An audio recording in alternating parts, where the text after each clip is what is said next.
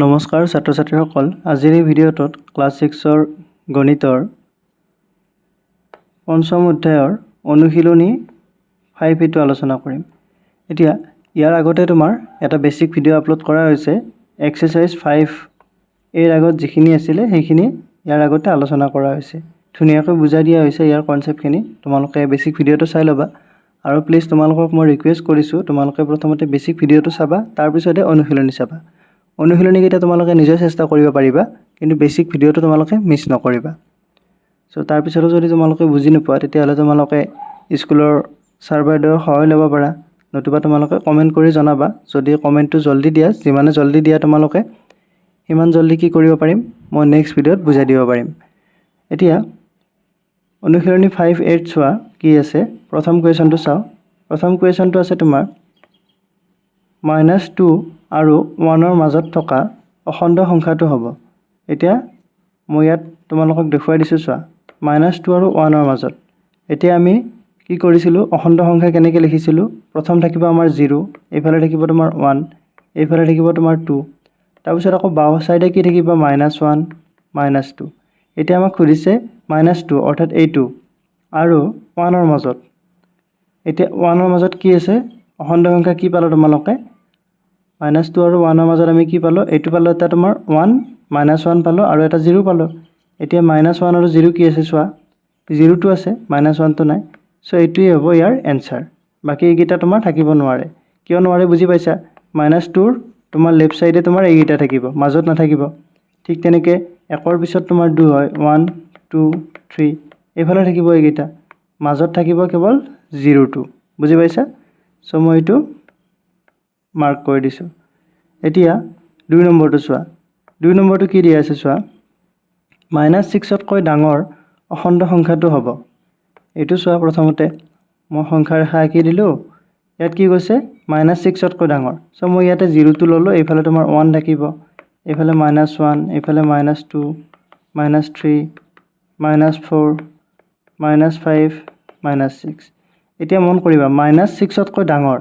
এতিয়া এইফালে যদি আমি আৰু আহি থাকো, এইফালে সৰু হৈ থাকিব। বুজি পাইছা। সো ডাঙৰ হ'ব লাগিলে কি হ'ব লাগিব তোমাৰ 6তকৈ -6, ইফালে -7 থাকিলে কি হৈ যাব, সৰু হৈ যাব। সো ইয়াত চোৱা অপচন কেইটা চোৱা, -7, 6তকৈ ডাঙৰ আছে 7টো, সো এইটো তোমাৰ 6তকৈ সৰু হ'ব। ঠিক তেনেকৈ 9টো সৰু হ'ব, 10টো সৰু হ'ব। কিন্তু মন কৰিবা এইটো 0ৰ পিছত ইয়াত -6 পাওঁ আমি। বুজি পাইছা। সো এইটো 0টো ডাঙৰ হ'ব, কাৰণ কি হৈছিলে, সংখ্যা ৰেখা এনেকৈ গুচি গৈছিলে। লেফট সাইডৰ পৰা ৰাইট সাইডে গ'লে কি হৈ থাকে, ডাঙৰ সংখ্যাবিলাক আমি পাই থাকো। বুজি পালা। সো এইটো কি হ'ব তোমাৰ 0। 3 নম্বৰটো কি দিয়া আছে তোমাৰ, কুৱেশ্যনটো চোৱা। সংখ্যা ৰেখাডালত আমাক যিটো এনেকুৱাকৈ ৰাউণ্ড চিন কৰাই আছে, এই চিনটোৱে কি কি সংখ্যা নিৰ্দেশ কৰিব লিখা। এতিয়া সংখ্যা ৰেখাডাল তোমালোকে চাই লোৱা, ইয়াত সংখ্যা ৰেখা এডাল দিয়া আছে, ইয়াতে 0, এইফালে 1 2 এনেকৈ আছে। এতিয়া এই ৰাউণ্ড চিনটো ইয়াতে দিয়া আছে, ইয়াতে আছে, ইয়াতে আছে। এতিয়া এই চিনটোৱে কি কি নিৰ্দেশ কৰিব, অৰ্থাৎ এইটো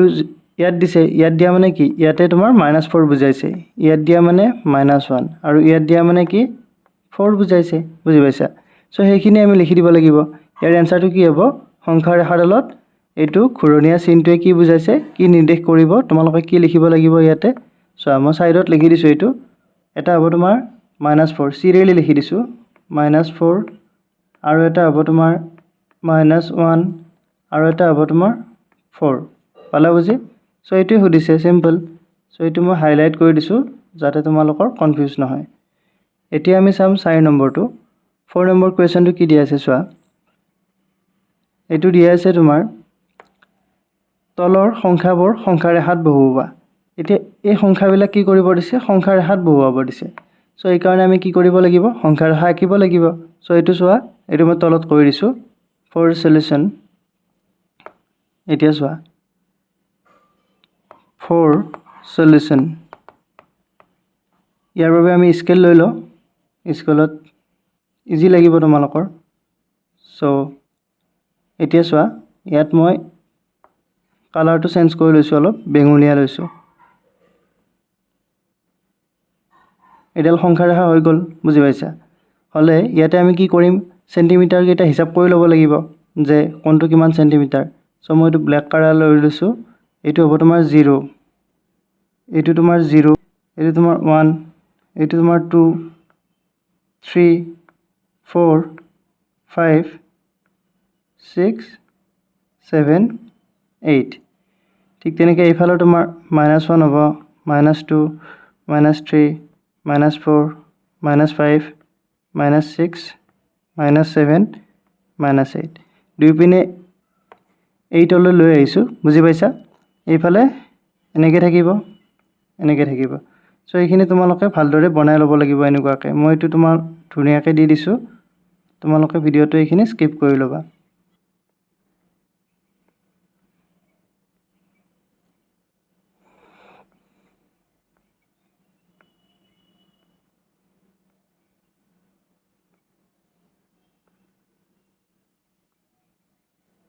ইয়াতে তোমাৰ কি আছিলে মাজত তোমাৰ 0 আছিলে ইয়াতে তোমাৰ 0টো অলপ সৰুকৈ লিখি দিওঁ এইটো তোমাৰ কি এইটো হ'ব তোমাৰ 0 তাৰপিছত আৰু এনেকৈ গৈ থাকিব বুজি পাইছা এইটো মই অলপ ডাঙৰকৈ দিছোঁ যাতে তোমালোকৰ বুজি পোৱাত সুবিধা হয় এইটো তোমালোকে স্কেলৰ সহায়ত এনেকুৱাকৈ আঁচ টানি ল'বা এতিয়া চোৱা এইখিনি লিখি দিয়া তোমালোকে মই এতিয়া লিখি দিছোঁ চোৱা এইটো হ'ব তোমাৰ 1 এইটো হ'ব 2 এইটো 3 4 5 6 7 8 ঠিক তেনেকৈ তোমাৰ -1 -2 -3 -4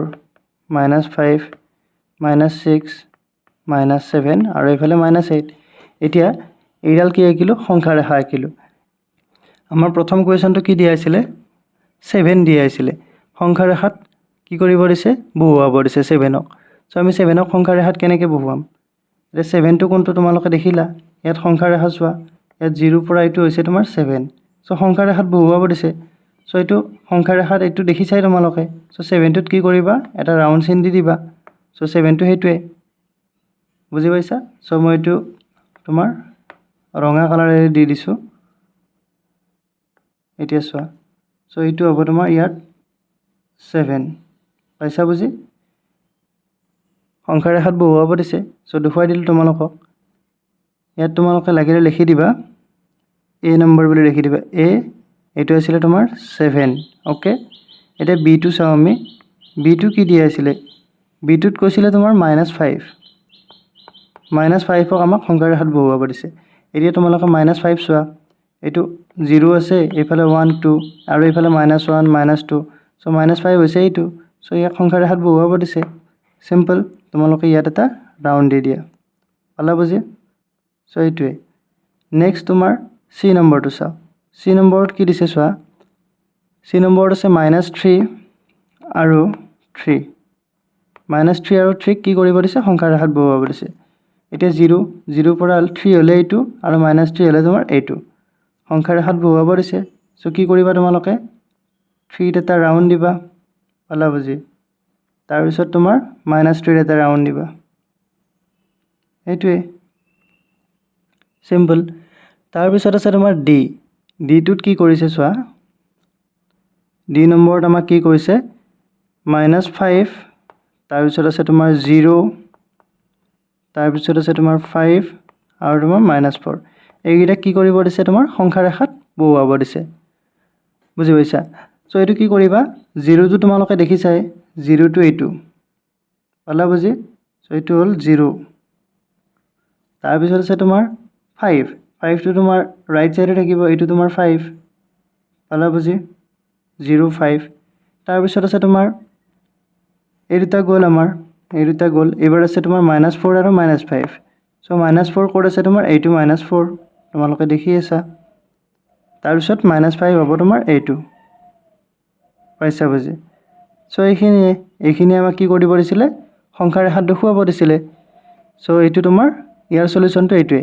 এতিয়া আমি চাম তোমাৰ কুৱেশ্যন নম্বৰ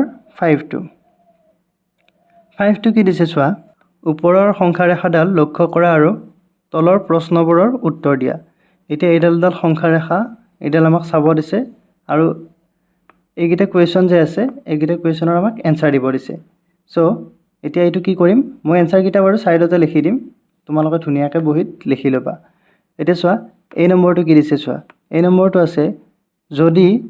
এই বিন্দুটো +3 হয় এতিয়া এই বিন্দু ক'ত চাব লাগিব আমি সো এই বিন্দু হৈছে তোমাৰ এইটো আৰু তোমালোকে এইখিনিৰ লগত কনফিউজ নহবা এইখিনি তোমাৰ ওপৰৰখিনি আগৰ কুৱেশ্যনটোৰ সো এই বিন্দু এইটো এই বিন্দুটো কি কৈছে +3 হয় এইটো মানে হৈছে +3 মই তলত লিখি লৈছো যাতে তোমালোকৰ অলপো কনফিউজ নহয় এইটো হ'ব তোমাৰ +3 তাৰ পিছত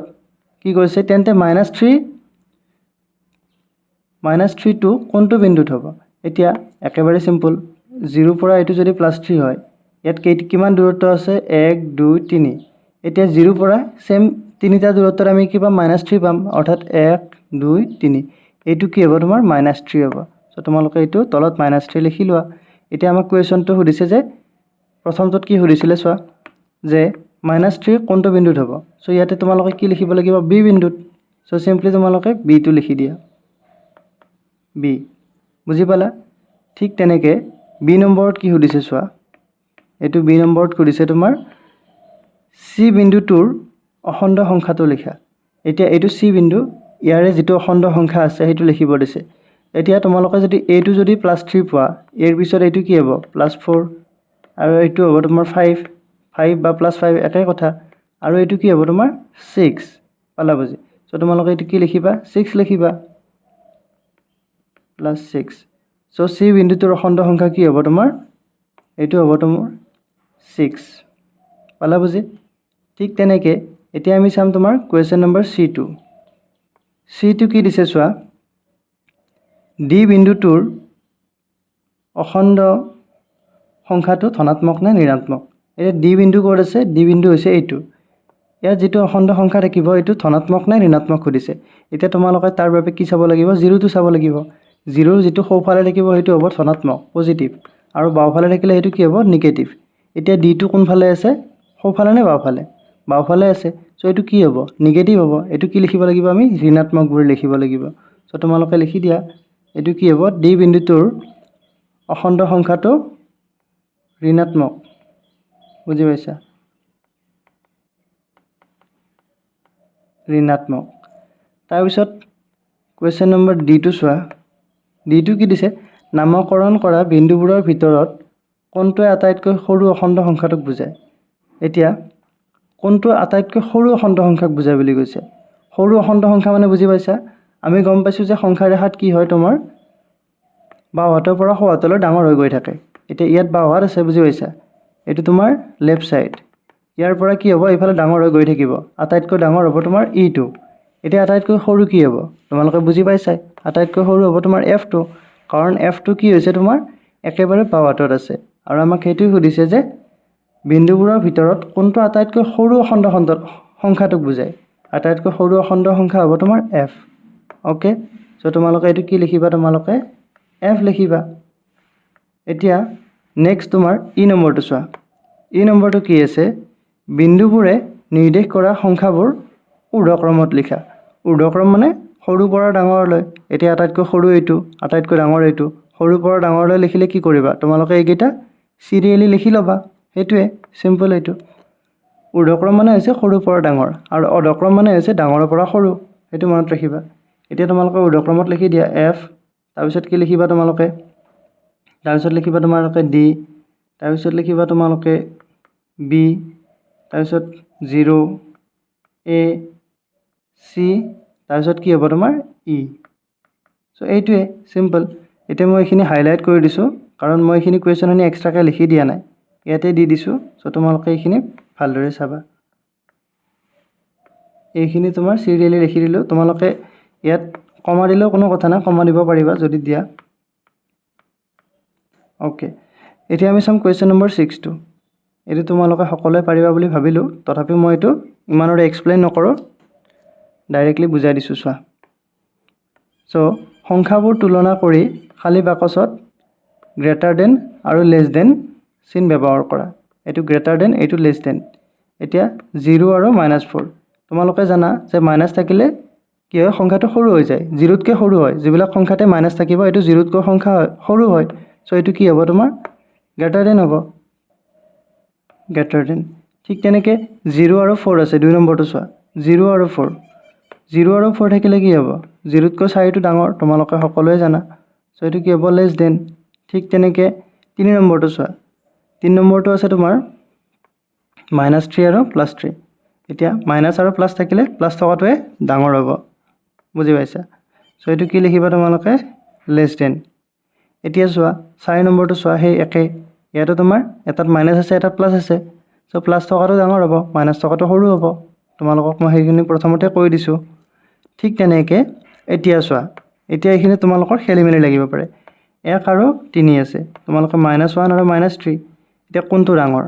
এতিয়া ইয়াৰ বাবে তোমালোকে অলপ ভাবি ল'বা যে এইটো যদি 0 হয় ইয়াত থাকিব -1 এইফালে 1 থাকিব ৰাইট সাইডে এতিয়া মোক লেফট সাইডে লাগে বাবে মই লেফট সাইডৰখিনি কৈ আছোঁ -1 এইফালে -2 আৰু এইফালে -3 এতিয়া -1 টো ইয়াত পাইছোঁ -3 টো ইয়াত পাইছোঁ এতিয়া চোৱা যদি মই বাও সাইডৰ পৰা চাওঁ -3 টো আগতে পাইছোঁ তাৰপিছত -1 টো পাইছোঁ মানে এইটো সৰু হ'ব এইটো ডাঙৰ হ'ব বুজি পাইছা -1 টো বেছি ডাঙৰ হ'ব -3 তকৈ অৰ্থাৎ ইয়াত কি বহিব এইটো চিন বহিব গ্ৰেটাৰ দেন পালা বুজি কাৰণ -3 টো কি হয় তোমাৰ বাও সাইডে আছে আৰু এইফালে এইটো তোমাৰ সো সাইডে গৈ আছে আমি পাইছোঁ যে সংখ্যা ৰেখা কি হয় লেফট সাইডৰ পৰা ৰাইট সাইডলৈকে ডাঙৰ হৈ গৈ থাকে আৰু যদি আমি ৰাইট সাইডৰ পৰা লেফট সাইডলৈ চাওঁ তেতিয়াহ'লে সৰু হৈ গৈ থাকে অৰ্থাৎ এইটো ডাঙৰ হ'ব এইফালে -3 টো সৰু হ'ব সিম্পল এইটোৱে এতিয়া ঠিক তেনেকৈ 6 নম্বৰটো দিয়া আছে 6 নম্বৰটো তোমালোকে কৰিবই পাৰিবা ইয়াত কোনটো ডাঙৰ হ'ব এইটো একেটাই ইয়াতো এনেকুৱা ইয়াত -1 থাকিব ইয়াত -8 থাকিব আৰু ইয়াত 0 থাকিব কোনটো ডাঙৰ হ'ব এইটো ডাঙৰ হ'ব এইটো সৰু হ'ব চ' এইফালে বহিব সিম্পল এইখিনিয়ে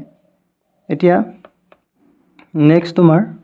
7 নম্বৰটো চাওঁ এইখিনি মই হাইলাইট কৰি দিছোঁ যাতে তোমালোকৰ কোনো প্ৰব্লেম নহয় এতিয়া 7 নম্বৰটো চোৱা 7 নম্বৰটো কি আছে অখণ্ড সংখ্যাবোৰ ঊৰ্ধ্বক্ৰমত সজোৱা ঊৰ্ধ্বক্ৰম মানে কি বুজি পাইছা ঊৰ্ধ্বক্ৰম মানে হৈছে তোমাৰ সৰুৰ পৰা ডাঙৰলৈ এতিয়া ঊৰ্ধ্বক্ৰমত সজাব লাগে আমি কেনেকৈ কৰিম চোৱা মই ইয়াত তলত লিখি দিছোঁ এইটো চ'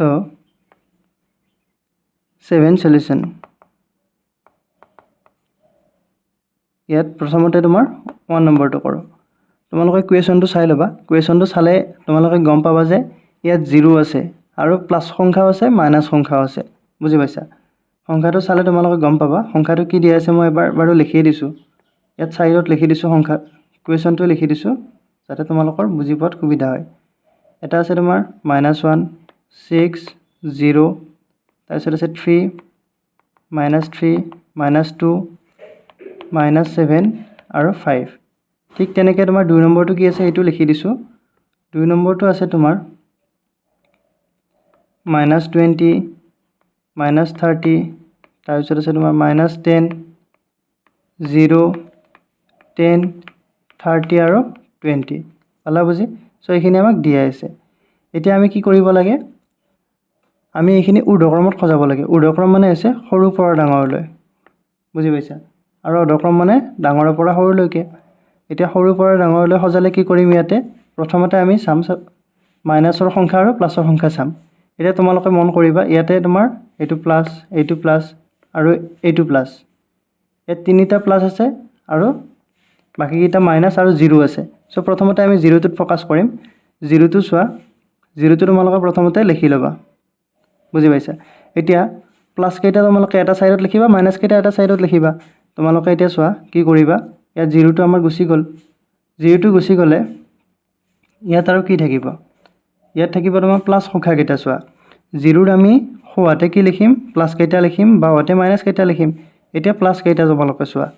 এতিয়া 0 পিছত প্লাছ কেইটা কি আছে এটা আছে 6 এটা আছে 3 আৰু এটা আছে 5 এতিয়া তোমালোকেতো সকলোৱে 6 3 আৰু 5 টো কোনটো ডাঙৰ কোনটো সৰু তোমালোকে উলিয়াব পাৰিবা 3 আহিব প্ৰথমতে তাৰপিছত 5 আহিব তাৰপিছত 6 আহিব সেইটো তোমালোকে সকলোৱে জানিবা বুজি পাইছা চ' তোমালোকে কি লিখিবা ইয়াত লিখিবা তোমালোকে 3 তাৰপিছত আহিব 3ৰ পিছত আহিব তোমাৰ 5 তাৰপিছত আহিব 6 পালা বুজি এতিয়া এবাৰ মাইনাছ কেইটা চোৱা মাইনাছ কেইটা আছে ইয়াত 4টা আছে চ' মাইনাছ কেইটা কি কৰিবা তোমালোকে মাৰ্ক কৰি ল'বা এটা চ' ধৰা মই মাৰ্ক কৰিলোঁ এইটো মাইনাছ চ' এই 4টা আছে তোমাৰ মাইনাছত এতিয়া মন কৰিবা আমি মাইনাছ কেইটা কি কৰিম 0 পিছত কি হ'ব 1 আহিব আমি যিহেতু এইবাৰ কি কৰিম লেফ্ট সাইডে যাম 0 পিছত তোমাৰ 1 আহিব তাৰপিছত তোমাৰ 2 আহিব তাৰপিছত তোমাৰ 3 আহিব তাৰপিছত 4 তাৰপিছত 5 6 7 এনেকৈ আহিব কিন্তু ইয়াত কি থাকিব মাইনাছ থাকিব বুজি পাইছা সো তোমালোকে সেই কাৰণে ইয়াত 1 দেখিছা 0 কাষত বহাবা তাৰপিছত 2 দেখিছা ইয়াত বহাবা তাৰপিছত 3 তাৰপিছত তোমাৰ 7 বুজি পাইছা এইটোৱে সো সিম্পলি তোমালোকে এইটোৱে কৰা এতিয়া ইয়াত প্ৰথমতে তোমাৰ আহিব -1 তাৰপিছত আহিব তোমাৰ -2 আৰু তাৰপিছত আহিব তোমাৰ -3 আৰু তাৰপিছত আহিব তোমাৰ -7 বুজি পাইছা সো এইখিনিয়ে এতিয়া আৰু তোমালোকে এনেকৈ লিখিলে অলপ জায়গাটো এইফালে 0টো তোমালোকে অলপ দূৰত দিবা যাতে তোমালোকৰ ঠাইটো কম নহয় বুজি পাইছা ইয়াত মোৰ অলপ ওচৰত দিয়া গ'ল বাবে অলপ ঠাইটো অলপ কম হৈছে এতিয়া 2 নম্বৰটো চাও 2 নম্বৰটো কি দিয়া আছে 2 নম্বৰটো একেবাৰে ইজি হৈ আছে ইয়াতে চোৱা ইয়াত তোমালোকে 0টো দেখিছা 2 নম্বৰটোত 0টো থকাৰ লগে লগে একো নাই তোমালোকে গম পালা যে 0টো তোমালোকে মাজত থৈ ল'বা পাইছা বুজি সো ইয়াত মই 0টো মাজত থৈ ললো এতিয়া চোৱা 0 আৰু ইয়াত এটা সুবিধা হৈ আছে যে মাইনাস কেইটা এটা সাইডে আছে প্লাস কেইটা এটা সাইডে আছে সো প্লাস কেইটা 10 20 30 আছে 10 আছে 30 আছে আৰু 20 আছে তে তোমালোকে এইটোটো সকলোৱে মিলাব পাৰিবা 10 ৰ পিছত আহিব 20 তাৰ পিছত আহিব 30 সো এইটো তোমালোকে ধুনিয়াকৈ লিখি দিলেই হ'ল প্ৰথম আহিব তোমাৰ 10 তাৰ পিছত আহিব তোমাৰ 20 তাৰ পিছত আহিব 30 এতিয়া তাৰ আগৰখিনি চোৱা তাৰ আগত কি আছে তোমাৰ এইখিনি আছে -20 -30 আৰু 10 ইয়াতো তোমাৰ হে একে 0 পিছত প্ৰথমতে কি আহিব 10 আহিব তাৰপিছত তোমাৰ কি আহিব 20 আহিব তাৰপিছত আহিব 30 এটা তোমালোকে 0 ৰ ওচৰত কি লিখিবা 10 তাৰপিছত তোমাৰ ইয়াত যেনেকুৱাকৈ তোমালোকে 0 ৰ ওচৰত 10 লিখিছিলা 20 লিখিছিলা 30 লিখিছিলা ঠিক তেনেকৈ ইয়াতো তোমাৰ একে 10 লিখিবা 20 লিখিবা 30 লিখিবা কিন্তু ইয়াত লেখাওতে কি কৰিবা তোমালোকে সো সাইডৰ পৰা বাও সাইডে আহিবা ৰাইটৰ পৰা লেফটত আহিবা কিন্তু ইয়াত কি কৰিছিলা তোমালোকে ইয়াত লিখো যে তোমাৰ লেফটৰ পৰা ৰাইটত গৈছিলা সেইটোৱে ডিফাৰেন্স সো তোমালোকে ইয়াত লিখিয়া তোমাৰ -10 আৰু এইফালে লিখা তোমাৰ -20 আৰু এইফালে তোমাৰ -30 পালা বুজি সো এইখিনি সিম্পল এইটো আমাক খুদিছিলে এতিয়া আমি চাম কোৱেশ্চন নম্বৰ 8 টো 7 টো হৈ গল সকলোৱে বুজি পাইছা চাগে যদি বুজি পোৱা নাই কমেন্ট কৰি জনাবা এতিয়া 8 নম্বৰটো কি দিয়া আছে চোৱা 8 নম্বৰটো আছে তলত দিয়া সংখ্যাবোৰৰ মাজত থকা আটাইবোৰ অখণ্ড সংখ্যা লিখা এতিয়া অখণ্ড সংখ্যা লিখিব দিছে 0 আৰু 6 ৰ মাজত আৰু -6 আৰু 6 ৰ মাজত থকা অখণ্ড সংখ্যা সো এইটো চোৱা এইটো মই সংখ্যা ৰেখাৰ সহায়ত বুজাই দিম ধুনিয়াকৈ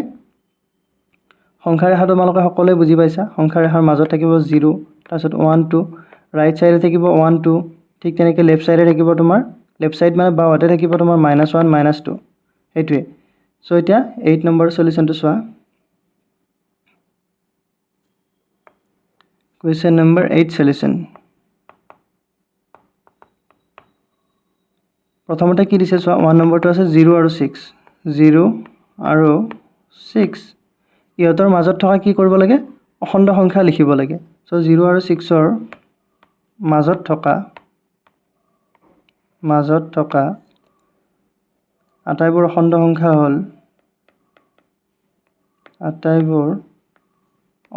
সংখ্যা হ'ল এতিয়া অখণ্ড সংখ্যা কিটা আমি কেনেকৈ উলিয়াম চোৱা ইয়াৰ আগতে মই এটা কি কৰিছিলো নাম্বাৰ লাইন আঁকিছিলো এটো মই এবাৰ কপি কৰি লৈছো বাৰু এই নাম্বাৰ লাইনটো কপি কৰি ললে ইয়াৰ পৰা তোমালোকে বুজি পাই যাবা সো মই নাম্বাৰ লাইনটো ললো প্ৰথম দাৰে লৈ ললো এইটো সো এই নাম্বাৰ লাইনটোৰ পৰা আমি বুজিব পাৰিম যে 0 আৰু 6 ৰ মাজত কিমান অখণ্ড সংখ্যা আছে বুজি পাইছা এতিয়া চোৱা এতিয়া আমি কি কৰিব লাগিব তোমালোকক বুজোৱাৰ বাবে মই এইডাল নাম্বাৰ লাইনডাল ইয়াতে দি দিছো কিন্তু এইডালৰ ইয়াত কাম নাই বাৰু তোমালোকে বুজি পাই পিনে এইটো নিজে নিজে কৰিব পাৰিবা কিন্তু তোমালোকৰ যাতে কনফিউজ নহয় সেই কাৰণে মই ইয়াত নাম্বাৰ লাইনডাল লৈ আহিছো এতিয়া 0 আৰু 6 ৰ মাজত থকা অখণ্ড সংখ্যা সুধিছে বুজি পাইছা সো 0 আৰু 6 ৰ মাজত থকা অখণ্ড সংখ্যা ক'ত আছে এইটো আছে তোমাৰ 0 সংখ্যা ৰেখাত আৰু ইফালে আছে তোমাৰ 6 ইহঁতৰ মাজত কি আছে ইহঁতৰ মাজত এইখিনি আছে সো ইয়াত কি হ'ব 1 2 3 4 5 সো অখণ্ড সংখ্যা হ'ল তোমালোকে লিখি দিয়া কি হ'ব মই ইয়াত কালাৰটো বেলেগ লৈছো 1 2 3 4 আৰু ইফালে 5 এইখিনি ঠিক তেনেকৈ তোমাৰ 2 নম্বৰটোত কি সুধিছে 2 নম্বৰটোত সুধিছে তোমাৰ -6 আৰু 6ৰ মাজৰ অখণ্ড সংখ্যা সো -6 আৰু 6ৰ মাজত থকা আটাইবোৰ অখণ্ড সংখ্যা হ'ল কি হ'ব চোৱা আটাইবোৰ অখণ্ড সংখ্যা হ'ল ইয়াত তোমালোকে ওপৰৰ পৰা বুজিব পাৰিবা এইডাল নাম্বাৰ লাইনৰ পৰা বুজিব পাৰিবা কি হ'ব চোৱা এটা আছে তোমাৰ 0 আৰু -6 ক'ত আছে তোমাৰ 0 পৰা লেফট সাইডে আছে এটো হ'ব তোমাৰ -6 পালা বুজি সো এটো -6 আৰু এফালে +6 ক'ত আছে +6 আছে এইটো সো ইহতৰ মাজত থকা আটাইবোৰ অখণ্ড সংখ্যা তোমালোকে লিখিব নোৱাৰিবা নেকি ইহতৰ মাজত কি আছে তোমাৰ এই -5 ৰ পৰা আৰম্ভ কৰি 5 লৈ বুজি পাইছা সো এইখিনি তোমালোকে সকলোৱে পাৰিবা সো আমি কি লিখি দিম এইখিনি ধুনিয়াকৈ লিখি দিম সো -6 আৰু 6ৰ মাজত থকা কি হ'ব আটাইবোৰ অখণ্ড সংখ্যা হ'ব ইয়াত লিখি দিয়া তোমালোকে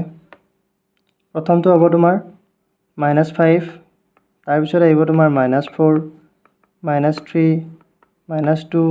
-1 0 1 2 3 4 আৰু ইফালে তোমাৰ 5 সো এইকেইটাই 6 টো তোমালোকে দিব নালাগে কাৰণ 6 টো ইহঁতৰ মাজত খুদিছে বুজি পাইছা 6 লৈ বুলি কোৱা নাই -6 আৰু 6ৰ মাজৰ বুলি কৈছে সো তোমালোকে 8 নম্বৰটো বুজি পালা এতিয়া আমি চাম তোমাৰ 9 নম্বৰটো 9 নম্বৰটো কি কৈছে চোৱা 9 নম্বৰটো আছে -7 আৰু 2ৰ মাজত থকা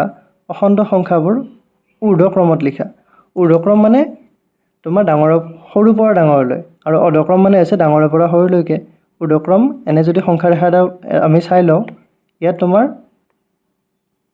বাওহাতৰ পৰা যদি আমি সোঁহাতলৈ চাওঁ এটো কি হয় ঊৰ্ধ্বক্ৰমতে থাকে এতিয়া ইহতৰ ভিতৰত আটাইতকৈ ডাঙৰ আৰু আটাইতকৈ সৰু অখণ্ড সংখ্যাটো লিখা এতিয়া ঊৰ্ধ্বক্ৰমত লিখিব দিছে -7 আৰু 2ৰ মাজত থকা অখণ্ড সংখ্যাবোৰ সো এইটো আমি যেডাল আগতে কৰিলো একেডাল হেৰিতে হৈ যাব তোমালোকে বুজি ল'ব পাৰিবা তাৰ পৰা সো 9 সলিউশনটো তলত কৈ দিছো চোৱা 9 সলিউশন এতিয়া তোমালোকে এইডালটো সকলোৱে বুজি পাইছা ইয়াত তোমালোকক বুজি পোৱাৰ বাবে সংখ্যা ৰেখাডাল ইয়াত দিয়া হৈছিল এতিয়া এইডাল মই অলপ তললৈ লৈ গৈছো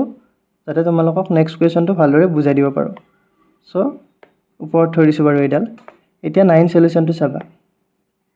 9 সলিউশন আমাক কি কৈছে কোৱেশ্চনটোত -7 আৰু 2ৰ মাজত থকা অখণ্ড সংখ্যাবোৰ ঊৰ্ধ্বক্ৰমত লিখিব দিছে সো -7 হৈছে এইটো আৰু 2 কোনটো 2 হৈছে এইটো এটা ঊৰ্ধ্বক্ৰম মানে হৈছে সৰুৰ পৰা ডাঙৰলৈ এতিয়া তোমালোকে জানা যে সংখ্যা ৰেখাত কি হয় বাও সাইডে সংখ্যাবিলাক সৰু হয় আৰু সোঁ সাইডে ডাঙৰ হয় অৰ্থাৎ আমি যদি সোঁ সাইডৰ পৰা বাও সাইডলৈ আহো আমি কি পাও ডাঙৰৰ পৰা সৰু পাই থাকো আৰু যদি বাও সাইডৰ পৰা সোঁ সাইডলৈ যাও তেতিয়ালে কি হয় সৰুৰ পৰা ডাঙৰ হৈ গৈ থাকে বুজি পাইছা এতিয়া ঊৰ্ধ্বক্ৰম বুলি গলে আমি -6 -5 -4 -3 -2 -1 0 1 এইখিনি কি হ'ব এটা ঊৰ্ধ্বক্ৰম হ'ব বুজি পাইছা মানে সৰুৰ পৰা ডাঙৰলৈ পালা বুজি সো মই প্ৰথমতে সংখ্যাকেইটা লিখি দিও আৰু লিখাটোৱে হ'ব তোমাৰ ঊৰ্ধ্বক্ৰম যদি এতিয়া -7 আৰু -2 বিচাৰিছে ইহতৰ মাজত থকা অখণ্ড সংখ্যাবোৰ ঊৰ্ধ্বক্ৰমত লিখিব লাগে অৰ্থাৎ তোমালোকে একো কৰিব নালাগে -6 ৰ পৰা 1 লৈ লিখি দিলেই হ'ল ইয়াৰ মাজত থকাখিনি সিম্পল ইয়াত কেৱল ঊৰ্ধ্বক্ৰম শব্দটো ইউজ কৰিছে সেইকাৰণে তোমালোকে কনফিউজ হ'ব নালাগে আগতে যেনেকৈ কৰিছিলা ইয়াৰ আগৰটো তেনেকৈ কৰিলে হৈ গ'ল পালা বুজি সো এতিয়া চোৱা ইয়াত কি লিখিবা তোমালোকে -7 আৰু 2ৰ মাজত থকা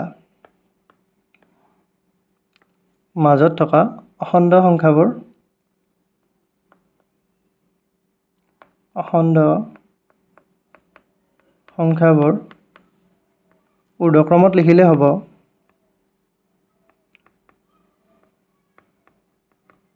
কি হ'ব চোৱা ঊৰ্ধ্বক্ৰমত লিখিলে হ'ব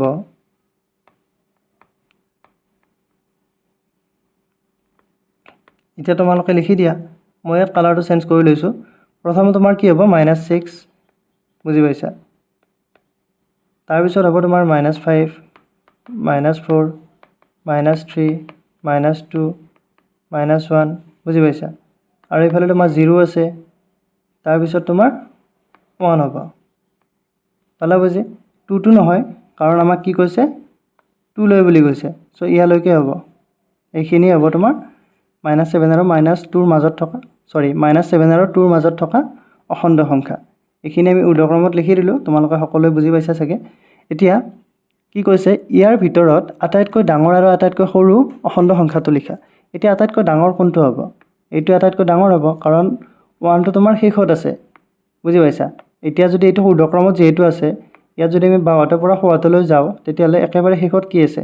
একেবাৰে সোঁহাতত আছে তোমাৰ 1 টো সো 1 টো হ'ব আটাইতকৈ ডাঙৰ আৰু তোমাৰ আটাইতকৈ সৰু হ'ব -6 টো পালা বুজি -6 টো হ'ব ইয়াত আটাইতকৈ সৰু কি হ'ব তোমালোকে সেইখিনি সকলোৱে বুজি পাইছা সো এতিয়া কি লিখিম আমি এইটো লিখি দিওঁ যে আটাইতকৈ ডাঙৰ কোনটো আটাইতকৈ সৰু কোনটো therefore ইয়াৰ ভিতৰত বুলি কৈছে বুজি পাইছা আটাইতকৈ ডাঙৰ আৰু আটাইতকৈ সৰু আমি উলিয়াব নোৱাৰিম কিন্তু আমাৰ এইখিনি ভিতৰত বুলি কৈছে এইখিনি ভিতৰত আটাইতকৈ ডাঙৰ আৰু আটাইতকৈ সৰু হেতু তোমালোক কনফিউজ নকৰিবা এতিয়া চোৱা ইয়াৰ ভিতৰত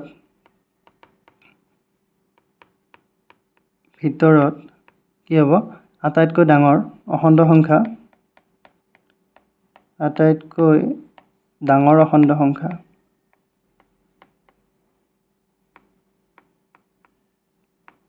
কি হ'ব তোমাৰ আটাইতকৈ ডাঙৰটো হ'ব তোমাৰ 1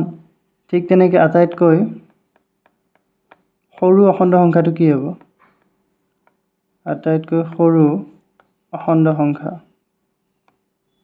এইটো হ'ব তোমাৰ -6 বুজি পাইছা -6 টো হ'ব ইয়াৰ আটাইতকৈ সৰু আৰু 1 টো হ'ব আটাইতকৈ ডাঙৰ এইখিনি তোমালোকে বুজি পালা এতিয়া আমি চাম তোমাৰ 10 নম্বৰ কোৱেশ্চনটো সো 10 নম্বৰটো কি দি আছে চোৱা 10 নম্বৰটো আছে -12 তকৈ ডাঙৰ 5টা ঋণাত্মক অখণ্ড সংখ্যা লিখা এইটো একেবাৰে ইজি -12 তকৈ ডাঙৰ বুলি কৈছে -12 তকৈ ডাঙৰ 5টা অখণ্ড সংখ্যা সো 10 সলিউশনটো চাবা এইটো মই ইয়াতে লিখি দিছো 10 সলিউশন তোমালোকে এডাল দেখিলা এডাল আছিল তোমাৰ সংখ্যা নাম্বাৰ লাইন এতিয়া ইয়াত 0 -1 -2 -3 এনেকৈ আছে এতিয়া ইয়াত কি কৈছে -12 তকৈ ডাঙৰ বুলি কৈছে এতিয়া তোমালোকে মন কৰিছা আগতে ক'লো মই বহুত কেইবাৰ যে লেফট সাইডৰ পৰা ৰাইট সাইডে আহি থাকিলে আমি কি পাওঁ সংখ্যাবিলাক ডাঙৰ পাই থাকো ক্ৰমান্বয়ে ডাঙৰ হৈ গৈ থাকে এতিয়া ইয়াত -12 বুলি কৈছে -12 বুলি ক'লে ইয়াত 8 হ'ব -9 হ'ব -10 হ'ব ঠিক তেনেকৈ তোমাৰ -11 হ'ব আৰু ইফালে হ'ব তোমাৰ -12 এতিয়া ইয়াতকৈ ডাঙৰ বুলি ক'লে এইকেইটা গোটেই ডাঙৰ হ'ব এইবিলাক এতিয়া ইয়াত এটা কন্ডিশন দিছে যে -12 তকৈ ডাঙৰ 5টা ঋণাত্মক অখণ্ড সংখ্যা সো তোমালোকে -1 লৈকে ইয়াৰ পৰা যিকোনো 5টা লিখি দিলে হৈ যাব ইয়াৰ পৰা মানে তোমালোকে একচুয়ালি -11 পৰা লিখিব পাৰিবা -11 পৰা -1 লৈকে সো ইয়াত মই যিকোনো 5টা লিখি দিছো ইয়াৰে এইটোৱে ইয়াৰ এনসাৰ সিম্পল সো 10 সলিউশন 10ৰ সমাধান এইটো কি হ'ব -12 তকৈ ডাঙৰ 5টা ঋণাত্মক অখণ্ড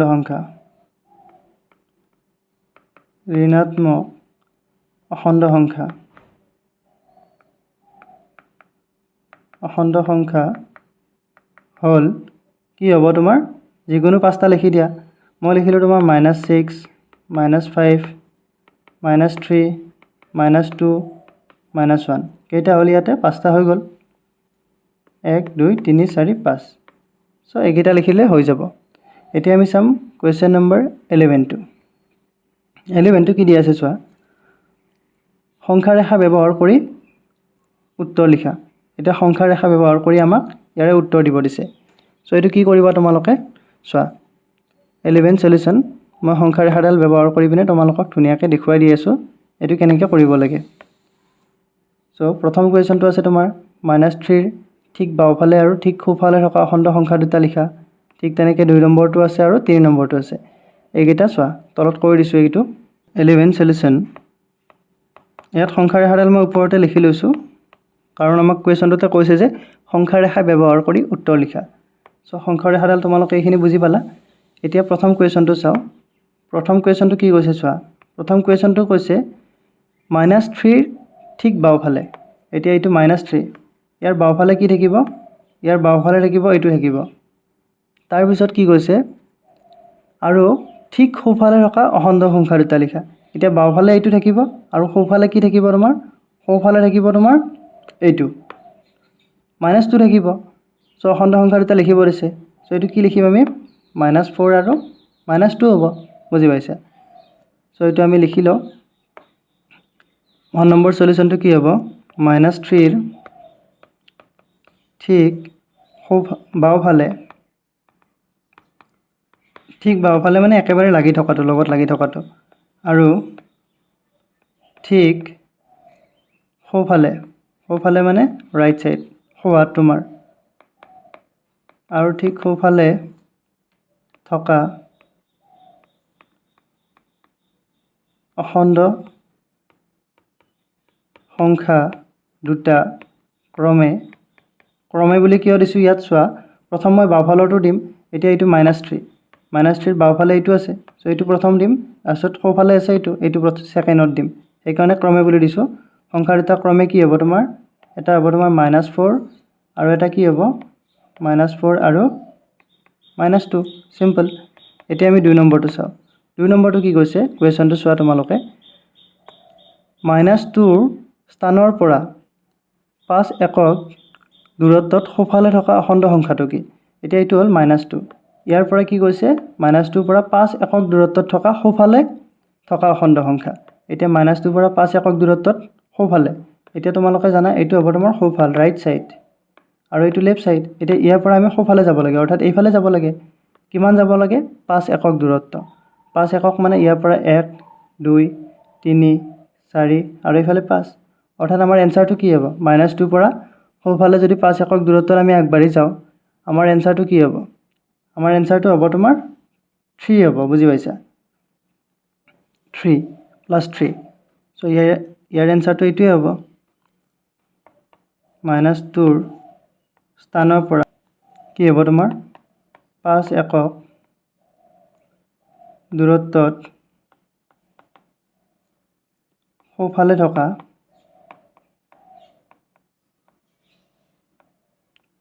সোঁফালে থকা অখণ্ড সংখ্যাটো হ'ব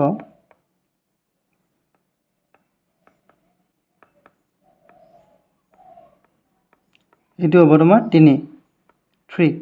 বুজি পাইছা কাৰণটো দেখিছা তোমালোকে ইয়াত -2 আছে ইয়াৰ পৰা 1 ঘৰ গলা 2 ঘৰ 3 ঘৰ 4 ঘৰ 5 ঘৰ এইটো হ'ব তোমাৰ 3 ইয়াৰ এনসাৰ এইটোৱে তাৰ পিছত তোমালোকে কি কৰিবা 3 নম্বৰটো চোৱা 3 নম্বৰটো কি দিয়া আছে 3 নম্বৰ কুৱেশ্যনটো আছে তোমাৰ -3 স্থানৰ পৰা 3 একক সমদূৰত্বত থকা দুয়োফালৰ অখণ্ড সংখ্যা দুটা লিখা এতিয়া -3 চাওঁ আমি -3 আছে এইটো এতিয়া -3 পৰা কি কৈছে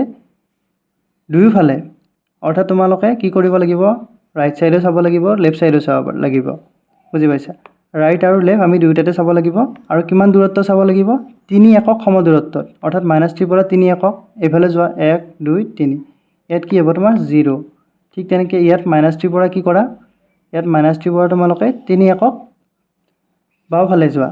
আমি সোঁফালে গ'লো প্ৰথমতে এবাৰ বাওঁফালে যাওঁ 1 2 3 অৰ্থাৎ এইটো কি হ'ব তোমাৰ -6 সো এইটোৱে এনসাৰ -3 পৰা 3 একক সমদূৰত্বত দুয়োফালে থকা সংখ্যা দুটা কি হ'ব তোমাৰ -6 আৰু 0